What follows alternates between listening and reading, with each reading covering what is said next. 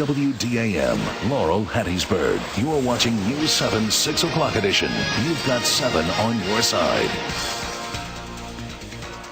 In its aftermath, Sunday's tornado has left major destruction. Residents are thankful for their lives as they put the pieces back together.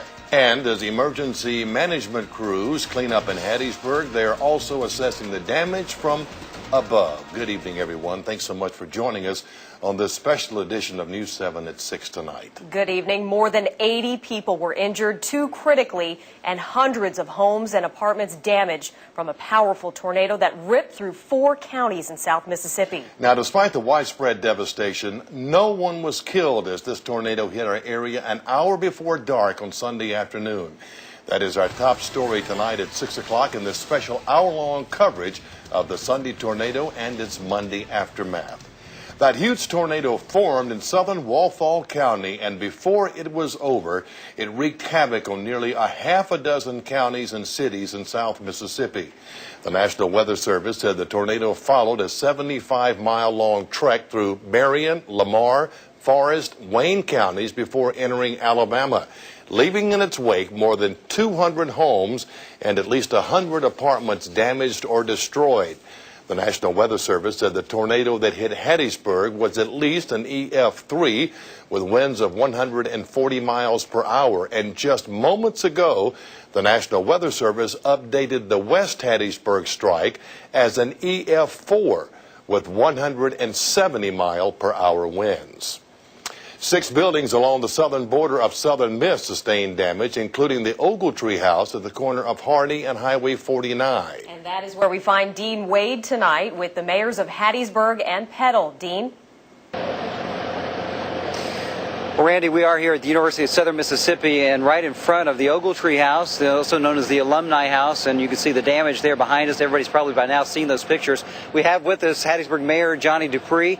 And Mayor Dupree, you just left an Emergency Operations Center meeting where you got some updated statistics. What can you tell us? Well, right now we assessed the area. We have well over 100 structures that are totally demolished. Totally, we have almost 600 structures that either demolished or have some minor or major damage to them, and we'll finish that assessment tomorrow, and you can bet those numbers will go up tomorrow. So what about injuries? Are there any more injuries to let us know about? No, that number at 60 or so injuries is held pretty steady. We're still blessed that we don't have any fatalities, and I think that's a testament again, Dean, to people heeding the warning, listening at the warning signals, doing what they need to do. Everybody you talked to said they went to the bathroom and got in the tub and put things over them. They did the right thing, and I think we all learned a lesson from this. Right. Now tell us, a lot of the roads still closed? A lot of roads still closed. We're glad to say that you can, if you're traveling east on Hardy Street, you can travel all the way from the mall all the way through to downtown Hattiesburg. If you're traveling west, you have to get off at 49 and turn north on 49. But we're slowly getting the roads back open. We still have crews that are out working with Mississippi Power, trying to make sure that we get those lines that may be live, get them connected, get poles, those 100 poles back up, and make sure we get transformers back where they need to be. Now, just to clarify, I know you had mentioned Hardy Street. Now, this area of Hardy Street is still closed here, though, That's right? Correct. So this area is still closed here. There's one lane that is open that you can get through, but the rest of it is closed. You cannot go all the way west. You have to get off at 49 and turn north. Right. Okay. Mayor Dupree, we appreciate you joining us. I know you've got to get home. You had a big day today already, so we appreciate that. Thank you. Also joining us now is Petal Mayor Hal Marks, who has also been at that same meeting and also has an update for us on the statistics of just what's happened in Petal. Tell us, where's the worst damage in Petal right now? Well, the worst damage is to the north of Main Street, in what we call the avenues, 5th Avenue, Green Street, Waller Street, Smith Street, all the way to 7th Avenue. It's just that whole several blocks there is where it really touched down, I think, in the strongest. But it goes all the way through our city, basically from one side to the other. So it's a big path right now. You heard us talking with Mayor Dupree. Of course, we asked him about the number of damaged buildings that are there. What about in Petal? Well, we know we have over 100 damaged homes. I think the latest I heard was they've designated 25 totally destroyed, 45 with major damage. We've got 4 businesses, 1 totally destroyed, of course, Ace Hardware. And those numbers will go up because that was just one team that was out today doing the damage assessment. They're going to have more tomorrow. Now, what about injuries in Petal? Thankfully, only some minor injuries. I think we had one person transported to the hospital, but with non-life-threatening injuries. And I've been out there today and seen these homes that have been just totally destroyed, and it is a miracle that no one was seriously hurt, and that's the main thing. We can rebuild the homes. I'm just glad that everybody's going to be able to live through this. Are there roads that are still closed in the Petal area? The only street and road that we have closed right now is on Corinth Road, or what we call 3 Mile Cutoff. We have a bridge there over Dry Prong Creek that our engineers looked at, and because of the water that was over it yesterday, it's considered to be unstable. And until we can get a better look at it, we've closed that off to traffic. Thank you, Hal Marks. We appreciate you joining us this evening. Randy and Sherry here at USM do want to let everybody know that the campus is closed again tomorrow. Faculty and staff are to report on Wednesday, and then students should go back to school on Thursday here at USM. Randy and Sherry, back to you. All right, thanks so much, Dean. Just seeing those pictures in Petal and in Hattiesburg. Last night we knew that sometime today we were going to see pictures like that, but it's almost unbelievable, especially that last devastation there in Petal. Certainly is. Now, you just heard from the mayor of Petal, how he said several businesses and homes were destroyed. Now, power is still being restored in parts of the city. It has been a long and emotional 24 hours for many. 7 on your side's Ontario Richardson has been in that area much of the day and has more in this report tonight. It just happened so fast. 24 hours after a tornado touched down in Petal, emotions still run high. Residents terrified by what they saw. It was super dark and the wind sucked the door shut. We ran and had time to get in the hall and get on the ground, and then it hit. Within seconds, their home crumbled to the ground. And he looked up and said, "Your living room's gone." And stuff started falling on us, and then it was over. And what people saw when they ventured into the streets, debris everywhere. Today, families combed through memories, saving what they could. For some, there was nothing. We've lost everything that we've worked so hard for, and I don't know at this point where we go next. That's a statement echoed by many, and while the state of shock is still surreal, volunteers have been walking the streets with chainsaws in hand, assisting those in need. Several of the homes were flattened, but the debris can be seen from blocks away. The tornado that touched down here in Petal has touched the hearts of people in more ways than one. For 7 on your side, Ontario Richardson reporting. Coming up next at 6, more of our special hour-long coverage of Sunday's tornado. When we come back, we'll have a compelling story from a man who sought shelter from the storm.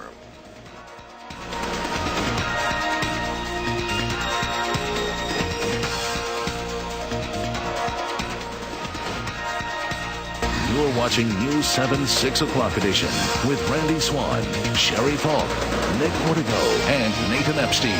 You've got 7 on your side. Closed captioning is sponsored by Hancock Bank and Stone County Hospital. Follow WDAM on Twitter to get the latest severe weather updates. Well, the damage towards downtown Hattiesburg was also significant. Mississippi Power has blocked off multiple streets today to help restore power to residents who had significant damage in that area. Bowie Street and Mobile Street were both blocked off to help move trees and debris from the tornado off the roads. Pearl Street was notably damaged as well. Several pine trees that collapsed on the street. Power lines cut off all electricity to residents in that area. Other places like Billy's Restaurant, located in the Village Green Mall, completely destroyed, while a couple of other businesses in the mall sustained damages as well. One tornado survivor who sought shelter from the storm at a Hattiesburg church is crediting God tonight with bringing him through the twister uninjured. 7 on your side's Charles Harrington has his story. Some might say Jeff Rivette is lucky, but he says luck had nothing to do with him surviving Sunday's tornado. I never in my life thought I would experience something like this, but I know the providence of God and how He protects all of us. Her truck was spun around. Rivette, who's a pastor at a Hattiesburg church, sought protection at this church, Westminster Presbyterian, when he saw the storm coming as he was driving his car. I made it to right here. Things started beginning to blow by my car, debris, and I jumped out of my car, and I ran around and ran up this little knoll here and run and got into this little spot. You can see the little clear place of grass. Everything else landed on me, but the little clear area there was where I was at. Another motorist who was driving this truck also ran to the church and crouched in this walkway. Falling debris also missed her by just a few inches. I can only tell you it was the Lord. I cannot express anything else. We do what we know to do, and then it's just amazing. Rivette came back to the church this morning to check on his car, and yep, it started. Well, maybe he is just a little bit lucky, too. For 7 on your side, I'm Charles Harrington. Now, Rivette is pastor of Living Word Church on Tatum Drive. Meanwhile, the church where Rivette sought shelter was heavily damaged, and tonight that church's pastor is asking for your help in preserving important items from inside the building. Westminster Presbyterian had severe roof damage, and one of the exterior walls is in danger of collapsing. 3 smaller church buildings were also destroyed by the tornado. Pastor Steve Ramp says church members could use a hand in protecting materials that could be damaged by the steady rain that we've been getting. We need some dumpsters, and we need some pods to store things because there's a lot of books and papers that are wet, and we're going to try to salvage everything we can, and then we're going to rebuild. And I'm confident we'll be able to do that, but it's a pretty steep mountain. It's going to be a while. It can never be good. Now, the church was built in 1954. The sanctuary was added 9 years later. Governor Phil Bryant has declared a state of emergency for a number of counties, and the list is expected to grow. And as you can see by this animation, the tornado first touched down in southern Marion County. It injured 3 and it damaged a number of homes. It then skipped into Lamar County, again touching down near Highway 98 and 589, moving south of 98 for several miles until it reached Interstate 59, where it hit Midtown. Now, it crossed Hardy Street, past Southern Miss, crossed Highway 49 near the north side of the avenues, heading east in Hattiesburg, and then it slammed into Petal. All right, coming up in weather, we'll have some information from the National Weather Service as to how intense that tornado was during various parts of its travels, and we'll have those details right after this break.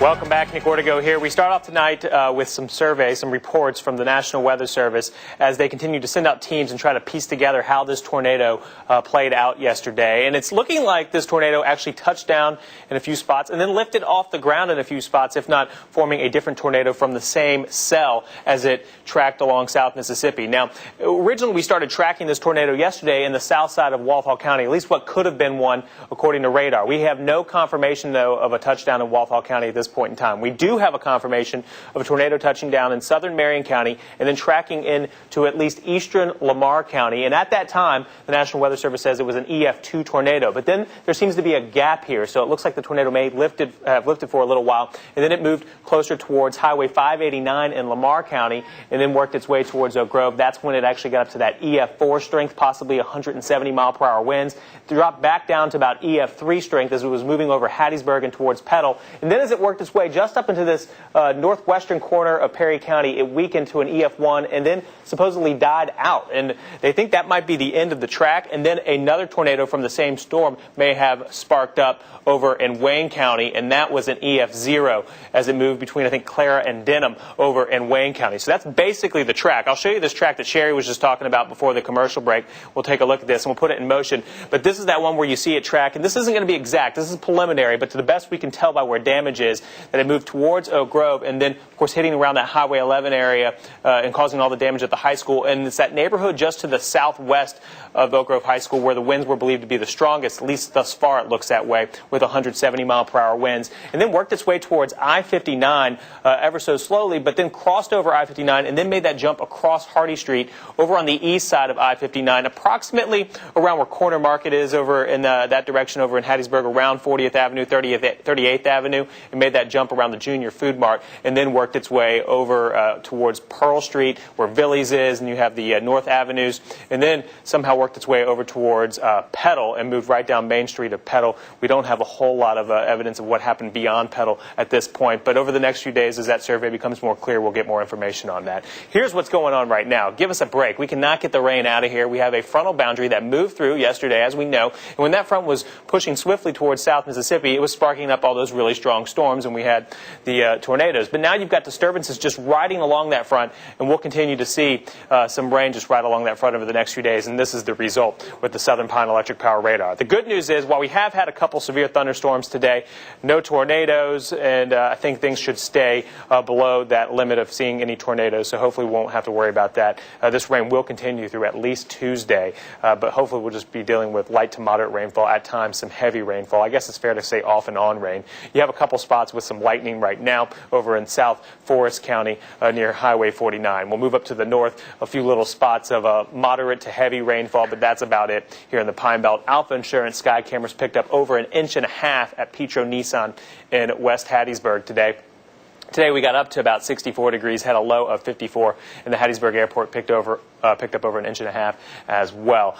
Meanwhile, at the Hattiesburg Airport, we're reading 56 degrees outside, and the winds have died down, so calm winds currently there. More temps for you, 55 in Richton, 53 in Columbia, and 51 in Laurel, Mississippi. Now, the futurecast for precipitation shows what I was talking about with the rain just hanging out here all the way through Tuesday, and you're going to see this represented in our forecast. If you want the rain to get out of here like I do, we're not going to see that happen until sometime on Wednesday. Probably cloudy through the first half of Wednesday, and maybe some sun starting to peek out later in the day on Wednesday. But we will be under a flood watch for the next couple of days with all this rain around here in the Pine Belt. Let's jump ahead to the 7-day forecast if we can, and we'll take a quick look at how that's going to be playing out. 52 for the overnight low, and in the next 3 days, you've got an 80% chance of rain. Wednesday, 20% chance of rain, and then on Thursday, sunny conditions. Much cooler down the road in this 7-day forecast. Highs in the 50s and lows possibly in the 20s on Sunday morning. Sherry and Randy, back to you.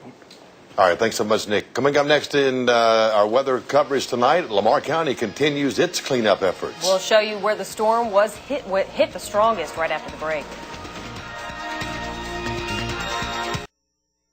Traveling at 170 miles an hour, the first major populated area the tornado struck was Lake Serene, west of Hattiesburg in Lamar County. Now, earlier today, Skycopter 3, courtesy of our sister station in Jackson, WLBT, flew over the tornado-ravaged area. Here is some narration now from reporter Colt Bailey. We're in the Hattiesburg area now. We've picked up the track of the tornado that touched down here in Hattiesburg. We picked up the westernmost end of the damage. It appears to have started around Highway 589, and we're looking down as we're flying eastbound, as this is the first areas that we've seen so far where the tornado appeared to touch down in these residential areas just outside of Hattiesburg. Just for reference, we're probably about 4 to 5 miles west of the downtown area, west of the University of Southern Mississippi campus, and we're tracking along east-northeastbound, right along the same track that the tornado took as it touched down somewhere near Highway 589. At least that's the furthest damage that we saw to the west, and moved east-northeast through these areas. We're coming up on Lake Serene and following Buccaneer Drive. As you can see, the lake appeared to have been drained prior to this event, but just a tremendous amount of damage through this area. As you can see, trees just snapped in half, roofs pulled off, and as we work further to the east, you're going to see a lot more extensive damage as we're tracking eastbound towards Highway 49, towards the University of Southern Mississippi campus, and towards downtown Hattiesburg. Through this area, we've seen numerous power company crews working to restore power in these areas. A lot of damage to the distribution system here going through these neighborhoods. A lot of tree damage. A lot of the roads are blocked. We've noticed a lot of traffic issues in the areas. They're trying to get some of these roads reopened and trying to let the power crews work here to get power back up and going. It's going to take a huge effort. There is a tremendous amount of damage down in this area in Hattiesburg. And as Skycopter 3 was below, residents of Lake Serene subdivision started their own cleanup efforts this morning. Pearl River Valley Electric, M&M line clearance, Mississippi Power, and volunteers worked hard to bring the residents power and to try and clean out the roads. Not only did the tornado ruin many of the homes, patios, and vehicles, but it also affected many of the animals. Many trees were covered. The roads there at Lake Serene, and also damaged a lot of property. Residents spent today cleaning up and trying to cover the damages on the roofs while it was still raining pretty hard. Others sustained too much damage, and they were prepared to leave their homes. It's pretty bad. It seems like we're going to have to replace the whole roof because it was picked up. When we went to go put some tarps on the roof, we noticed about a lot of the structural beams and supports are missing. We're going to rent a U-Haul tomorrow, and we got storage units, and we're going to box everything up and move out because it'll be a while before we can move back in. Now, some residents say they have no idea when their houses will be repaired and when they will be able to move back into their homes for good. Let's look at Lake Serene, and every time we see that video, it's just incredible just to see the devastation. There's no words to describe, the devastation there. We're going to take a break and be back with our continuing hour-long coverage of the Sunday tornado on the Monday Aftermath when we come back.